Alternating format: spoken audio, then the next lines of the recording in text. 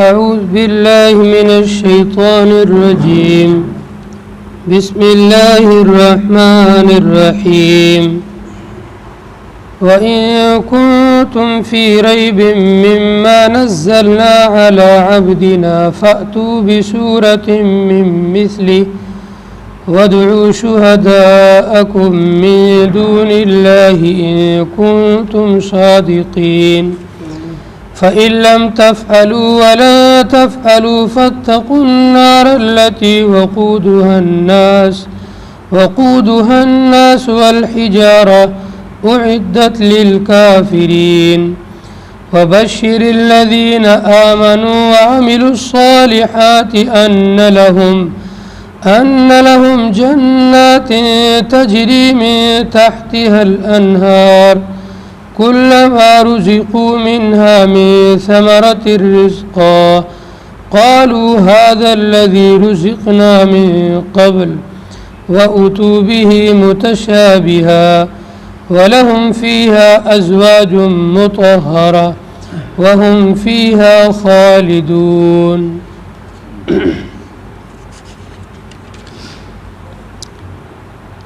سورہ بقرہ کی آیت نمبر 23 اور 24 کے اندر رسالت محمدی صلی اللہ علیہ وسلم کو ایک عظیم معجزے کے ذریعے سے ثابت کیا گیا ہے. کل کی آیات کے اندر توحید کی دعوت دی اور رب کی صفات بیان کی تھی کہ رب کسے کہتے ہیں. آسمان سے بارش نازل کرنے والا، آسمان کو بنانے والا، زمین کو پیدا کرنے والا اور تمام کی تمام مخلوقات کو پیدا کرنے والا اللہ ہے. توحید کو بیان کیا تھا. آج کی ان آیات کے اندر رسالت کو بیان کیا گیا ہے اور رسالت کی حقانیت کا ثبوت کیا گیا ہے. یعنی حضرت محمد الرسول اللہ صلی اللہ علیہ وسلم آخری اور برحق نبی ہے، سچے اور صحیح راستے کی طرف رہنمائی کرنے والے برحق رسول ہے. اور یہ رسالت کا ثبوت اور اثبات ایک معجزے کے ذریعے سے کیا گیا ہے. قرآن کریم یہ ایک عظیم معجزہ ہے، سب سے بڑا معجزہ ہے.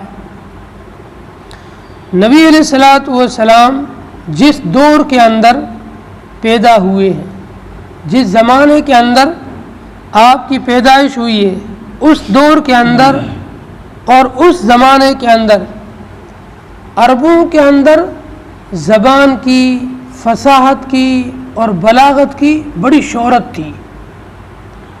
عربوں کے چھوٹے چھوٹے بچے بڑے شاندار قصیدے پڑھتے تھے، بہت شاندار غزلیں بناتے تھے اور بہت ہی شاندار قسم کے اشعار خود بناتے تھے اور خود پڑھتے تھے. اور عربوں کے یہاں کبھی کبھی میلے لگتے تھے. وہاں باقاعدہ کوئی بازار نہیں ہوتا تھا، بلکہ چیزوں کی خرید و فروخت کے لیے ہفتے میں یا مہینے میں ایک دن کسی بڑے میدان کے اندر سب لوگ اپنا سامان لے کے آتے اور یہ ایک بازار کی شکل بن جاتی، میلے کی شکل بن جاتی. وہیں پر لوگ خرید و فروخت کیا کرتے تھے اور خرید و فروخت کے بعد میں ان کی بڑی بڑی محفلیں لگتی اور وہاں پر ہر قبیلے کا آدمی جو ان کا سردار ہوتا یا شاعر ہوتا، یہ کھڑے ہو کر کے اپنے قبیلے کی تعریف عربی زبان کے اندر بڑے شاندار اشعار کے اندر اور غزلوں کے اندر پڑھا کرتے تھے اور ایک دوسرے پر فخر کیا کرتے تھے. تو ان کے یہاں زبان کی فصاحت، زبان کی بلاغت بہت ہی زیادہ عزت کا مقام رکھتی تھی اور لوگ اس کو بہت عمدہ چیز سمجھا کرتے تھے. نبی علیہ الصلوۃ والسلام جن کے 40 سال ان کے سامنے گزرے ہیں، آپ کی زندگی کے 40 سال مکے والوں کے سامنے گزرے. آپ نہ تو کسی مکتب میں پڑھنے گئے، نہ کسی اسکول میں پڑھنے گئے، نہ کسی کالج میں گئے، نہ کسی یونیورسٹی میں. وہاں پر تعلیم کا کوئی ایسا سسٹم تھا ہی نہیں کہ مکتب لگ رہا ہو یا مدرسہ لگ رہا ہو، اسکول لگ رہی ہو، ایسا کوئی نظام نہیں تھا. اور نہ وہاں پر کوئی ایسا بڑا معلم اور استاد تھا جس کے پاس لوگ جا کر پڑھیں. تو ان مکے والوں کو بھی پتہ تھا کہ محمد کہیں پڑھنے نہیں گیا ہے، بلکہ یہ اپنے گھر کے اندر ہی پلا بڑھا ہے. پھر 40 سال کے بعد میں اچانک آپ کی زبان پر اللہ نے ایک کلام کو جاری کیا، آپ کی زبان کے اوپر قرآن آنے لگا، اور آپ قرآن پڑھ پڑھ کر لوگوں کو سمجھانے لگے، لوگوں کو بتانے لگے. تو جو لوگ شریف قسم کے لوگ تھے، جن کے اندر ضد اور ہٹ درمی نہیں تھی، وہ تو قرآن کو سن کر کے مان گئے، ایمان لے کے آئے کہ ایسا کلام تو کوئی آسمانی کلام ہی ہو سکتا ہے، ایسی باتیں دنیا میں کوئی کر ہی نہیں سکتا ہے، یہ تو کوئی غیبی باتیں ہیں، یہ تو اللہ کی طرف سے ہی باتیں ہیں. انہوں نے تو پہلی ہی فرصت کے اندر قرآن کو مان لیا. لیکن مکے کے جو چودھری قسم کے لوگ تھے، جن کی عزت تھی، جو سردار مانے جاتے تھے، جن کی بات مانی جاتی تھی، یہ کہنے لگے اگر ہم قرآن کو مان لیتے ہیں تو ہماری سرداری چلی جائے گی، پھر ہمیں اسی نبی کی پیروی کرنی پڑے گی، اس کے بتائے ہوئے راستے پر چلنا پڑے گا، ہمیں اپنا راستہ چھوڑنا پڑے گا، اپنی سرداری چھوڑنی پڑے گی.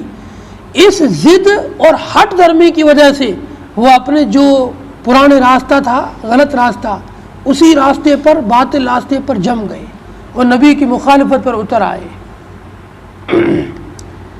روایات میں لکھا ہے کہ قرآن نے ان لوگوں کے دلوں کے اندر بھی جگہ بنائی جو قرآن کے کٹر دشمن تھے، نبی کے جانی دشمن تھے، لیکن دل سے وہ بھی مانتے تھے کہ یہ نبی بھی برحق، اس کا پیغام بھی برحق اور قرآن برحق ہے.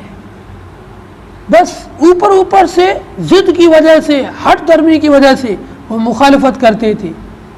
روایات میں لکھا ہے کہ ایک مرتبہ ابو جہل، ابو لہب، عتبہ، شیبہ، یہ جتنے بھی یہاں کے بڑے بڑے جو سردار تھے، یہ سب رات کے اندھیرے میں اپنے اپنے گھر سے چلے کہ چلو قرآن سننے چلتے ہیں. نبی علیہ السلام کی عادت شریفہ تھی کہ آپ عشاء کی نماز کے بعد تھوڑی دیر آرام کرتے، پھر اٹھ کر کے مسجد میں تشریف لاتے اور پھر اللہ کا قرآن پڑھتے تھے تہجد کے اندر. اتنی آواز سے پڑھتے تھے، کوئی سننا چاہے تو سن سکتا ہے، اتنی آواز میں پڑھتے تھے. تو یہ کافروں کے سردار اپنے گھروں سے اٹھے اور اٹھ کر کے کونوں میں چھپ کر کے قرآن سننے لگے. انہیں پتہ ہی نہیں کہ ہمارا ساتھی بھی سن رہا ہے. یہ سب آ کر کے ایک ایک گوشے میں دیواروں کے پیچھے کھڑے ہو کر کان لگا کر قرآن کو سن رہے ہیں. ان کو قرآن سننے میں اتنا مزہ آیا، پوری رات گزر گئی، یہ کھڑے رہے، قرآن سنتے رہے. جب فجر کی اذان ہوئی تب نبی علیہ السلام نے قرآن بند کیا اور پھر فجر کی تیاری کی. تو یہ لوگ بھی واپس اپنے اپنے گھروں کو لوٹے. بیچ راستے کے اندر ان کی ملاقات ہوئی تو آپس میں گفتگو، بات چیت ہوئی. بات چیت میں یہ بات بھی آئی کہ میں تو گیا تھا قرآن سننے، اتنا مجھے مزہ آیا کہ پوری رات میں کھڑا ہی رہا، کھڑے کھڑے قرآن سنتا رہا. دوسرے نے کہا میں بھی اسی لیے گیا تھا. تیسرا کہنے لگا میں بھی اسی لیے گیا تھا. پھر آپس میں ملامت کرنے لگے کہ دیکھو دل سے تم سب قرآن کو مانتے ہو، تمہیں یہ بھی پتا ہے کہ قرآن برحق ہے، لیکن بس ضد کی وجہ سے نہیں مان رہے ہو. آپس میں ایک دوسرے کو ملامت کی اور بکھر کے چلے گئے. دوسری رات پھر ان کے دل میں آیا کتنا بہترین قرآن ہے، کیا مزہ آتا سننے میں، آج پھر چلیں. چاروں اپنے اپنے گھروں سے اٹھے اور پھر آ کے سنا. اس طریقے سے کئی دن تک یہ قرآن کو سننے کے لیے آتے رہے. پھر انہوں نے بیٹھ کر ایک دن عہد کیا کہ آج کے بعد چاہے کتنا ہی ہمارا دل کرے لیکن ہم قرآن کو نہیں سنیں گے، قرآن کو سننے نہیں جائیں گے. پھر بھی یہ لوگ مجبور ہو کر کے قرآن کو سننے کے لیے آتے تھے. ایسی اللہ نے قرآن کے اندر جادوئی تاثیر رکھی ہے. قرآن کو جو سنے گا، سننے کی وجہ سے قرآن کا اس پر ضرور اثر پڑے گا. قرآن ہے ہی ایسی کتاب آپ قرآن کو تلاوت سنو، کسی اچھے قاری جو بہترین قرآن پڑھتا ہو اس کی تلاوت سنو، آپ کو ایسا مزہ آئے گا سننے میں، آپ تو سنتے ہی رہو بس۔ آپ قرآن کی تفسیر سنو، اگر تفسیر کرنے والا اچھی تفسیر کرنے والا، آپ کو مزہ آئے گا سننے کے اندر، آپ کے دل بدلے گا کہ ایسا بہترین قرآن ہے۔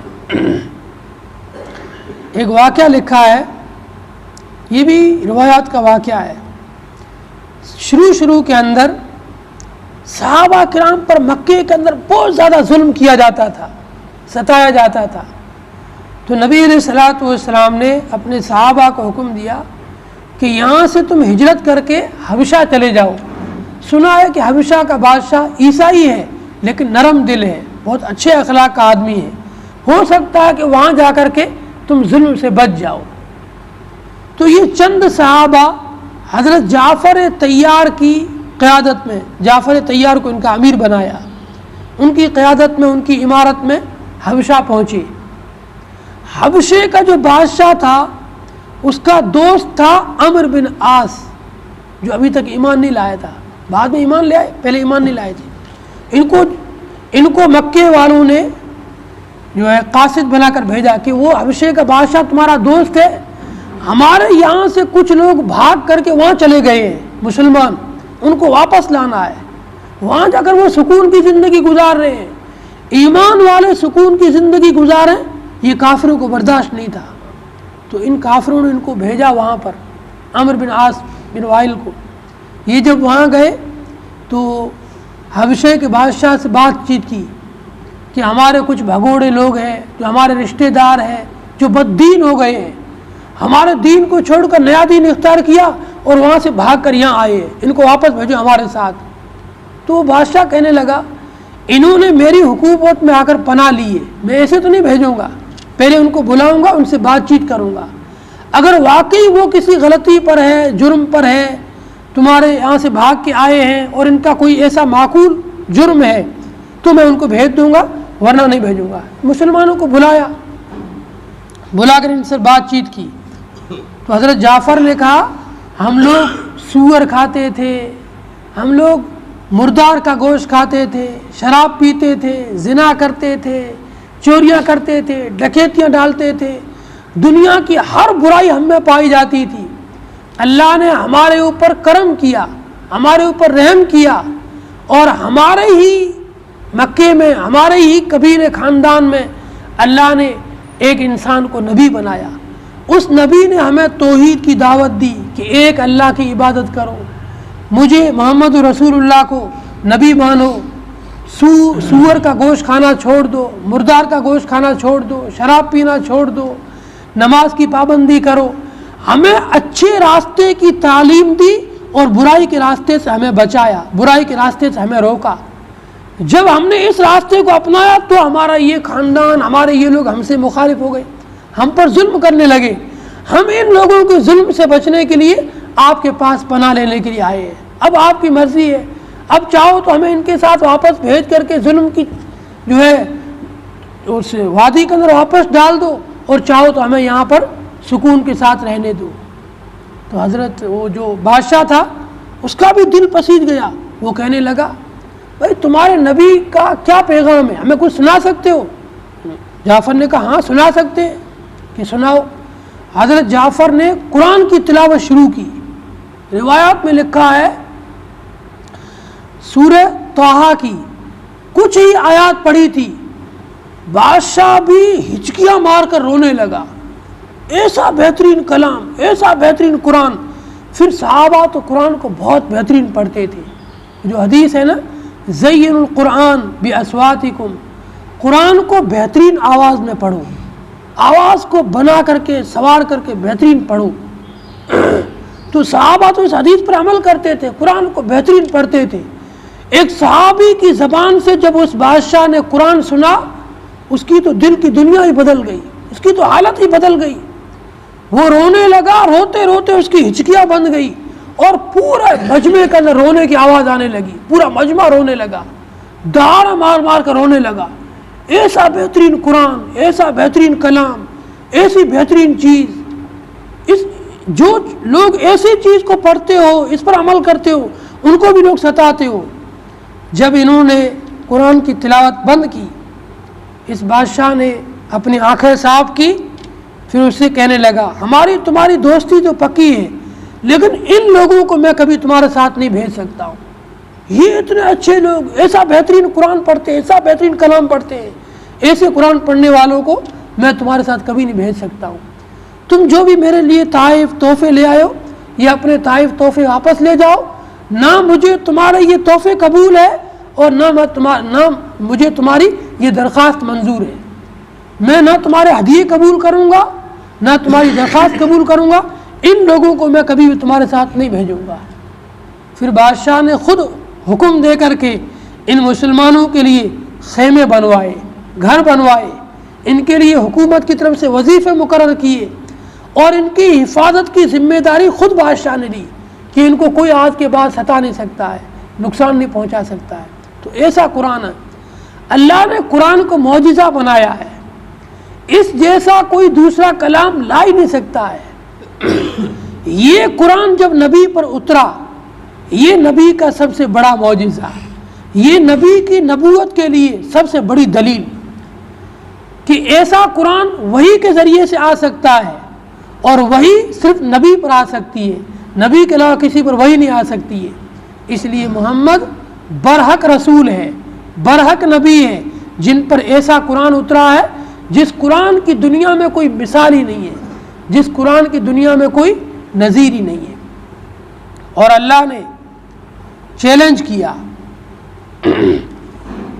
فرمایا وَإِن كُنتُمْ فِي رَيْبٍ مِّمَّا نَزَّلْنَا عَلَىٰ عَبْدِنَا فَأْتُوا بِسُورَةٍ مِّن مِّثْلِهِ، اور اگر تم شک میں ہو اس چیز کے بارے میں جو ہم نے اتاری ہے اپنے بندے پر، فَأْتُوا بِسُورَةٍ مِّن مِّثْلِهِ، تو تم بھی لے آؤ اسی کے مانند، اس کے جیسی ایک صورت۔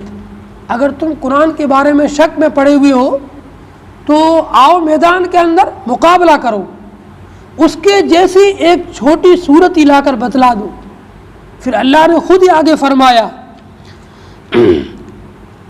وَادْعُوا شُهَدَاءَكُم مِّن دُونِ اللَّهِ إِن كُنتُمْ صَادِقِينَ، تم اکیلے نہیں، دنیا کی سب طاقت کو تمہارے ساتھ ملا لو، جو بھی تمہارے حواریین ہیں، جو تمہارے سپورٹ کرنے والے ہیں، جو تمہاری مدد کرنے والے ہیں، چاہے وہ تمہارے معبود ہو، تمہارے دوست ہو، کچھ بھی ہو، سب کو ملا لو اور سب مل کر کے قرآن جیسی ایک صورت لے کے آؤ۔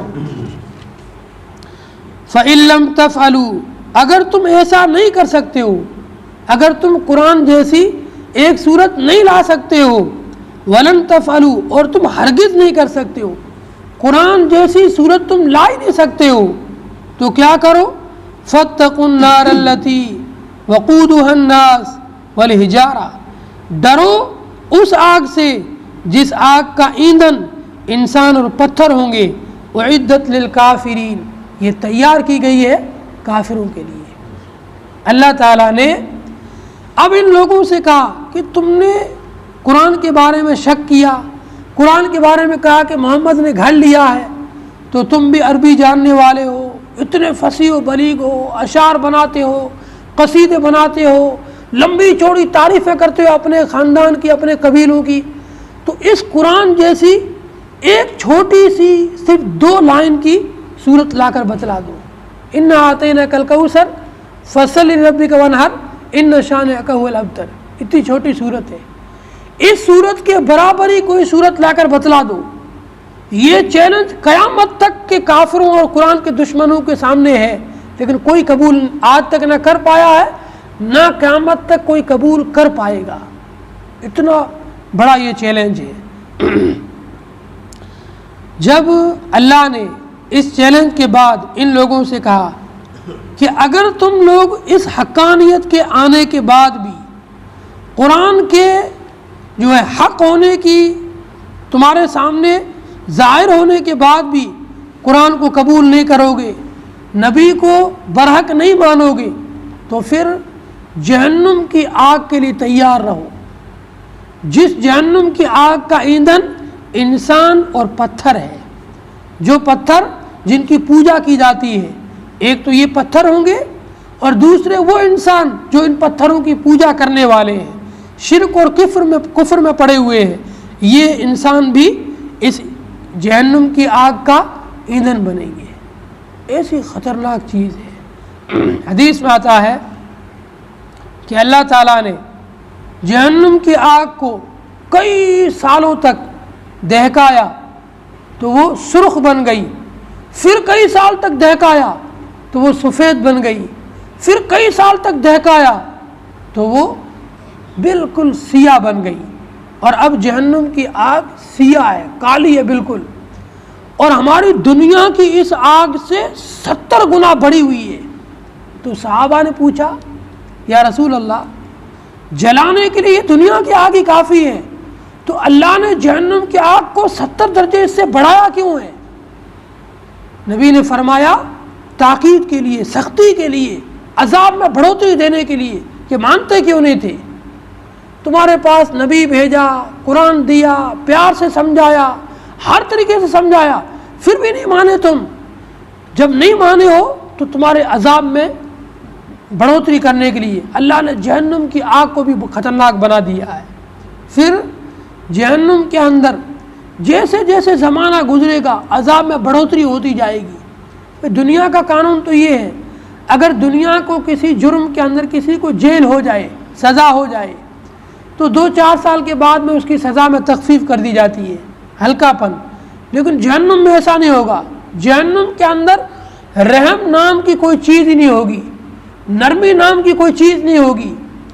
وہاں تو بس سختی ہی سختی، عذاب ہی عذاب، تکلیف ہی تکلیف، مصیبت ہی مصیبت، راحت نام کی کوئی چیز ہی نہیں ہوگی. ایسی خطرناک جہنم کو اللہ نے بنایا ہے. حدیث میں آتا ہے جہنمی لوگ کئی سالوں تک چیختے رہیں گے، پانی پانی پانی، چیختے چیختے ان کے گلے بھی سوکھ جائیں گے. تب اللہ تعالیٰ ان کو کھولتا ہوا گرما گرم پانی دیں گے. جس پانی کو منہ کے قریب لائیں گے تو یہ پانی کی گرماہٹ ان کے چہروں کو جھلسا کر بالکل کالا توے جیسا اور انگارے جیسا بنا دے گی. پھر جب ہونٹوں کو لگائیں گے تو ان کے ہونٹ اس گرمی کی وجہ سے سوج کر کے اوپر کا ہونٹ ناک تک چڑھ جائے گا، نیچے کا ہونٹ یہاں سے لے کر کے ناف تک یوں آ جائے گا، ایسے بڑھ جائیں گے. پھر جب یہ پانی کو زبردستی نیچے اتاریں گے، اندر کے سب انتڑیوں کو یہ بالکل گلا کر کے پاخانے کے راستے سے بہا دے گا. ایسا خطرناک یہ کھولتا ہوا گرما گرم خون اور پیپ کا پانی ہوگا. تو جہنم کوئی ہلکی چیز ہے، ایسی خطرناک چیز ہے جس کے تصور سے ہی انسان کے رونگٹے کھڑے ہو جاوے. تو یہ جب جہنم کا ذکر آیا تو ایمان والے بھی ڈرنے لگے، کہیں ہمارے کسی جرم کی وجہ سے، گناہ کی وجہ سے اللہ ہمیں جہنم میں نہ بھیج دے. اس لیے اللہ نے ایمان والوں کی خوشخبری کے لیے، بشارت کے لیے آگے پوری آیت اتاری. وَبَشِّرِ الَّذِينَ آمَنُوا وَعَمِلُوا الصَّالِحَاتِ، خوشخبری سنا دو ایمان والوں کو اور نیک کام کرنے والوں کو، ان لہم جنات تجری من تحت الانہار، کہ ان کے لیے ایسے باغات ہیں جن کے نیچے سے نہریں جاری ہوگی. کلما رزقوا منہا من ثمرۃ رزقا، جب جب ان کو جنت کے پھلوں سے رزق دیا جائے گا، قالوا ھذا الذی رزقنا من قبل، کہیں گے یہ تو وہی رزق ہے جو ہمیں پہلے دیا گیا تھا. وَأُتُوا بِهِ مُتَشَابِهًا، اور ان کو آپس میں رنگ کے اندر، سائز کے اندر ملتا جلتا دیا جائے گا. وَلَهُمْ فِيهَا أَزْوَاجٌ مُطَهَّرَةٌ، اور ان کے لیے جنت کے اندر پاکیزہ بیویاں ہوگی. وَهُمْ فِيهَا خَالِدُونَ، اور وہ جنت کے اندر ہمیشہ ہمیشہ رہیں گے. اب جنتیوں کے لیے بشارت، ایمان والوں کے لیے بشارت. جس انسان نے دنیا کے اندر ایمان قبول کرنے کے بعد نیکی کی زندگی گزاری، نماز کی پابندی کی، رمضان کے روزے رکھے، اللہ نے مال دیا ہے تو زکوٰۃ ادا کرتا رہا، زندگی کے اندر ایک مرتبہ حج کیا، سچائی امانت داری کے ساتھ زندگی گزاری، تو اللہ ان کو جنت عطا فرمائیں گے. نبی نے حدیث میں فرمایا جنت کیا چیز ہے جانتے ہو؟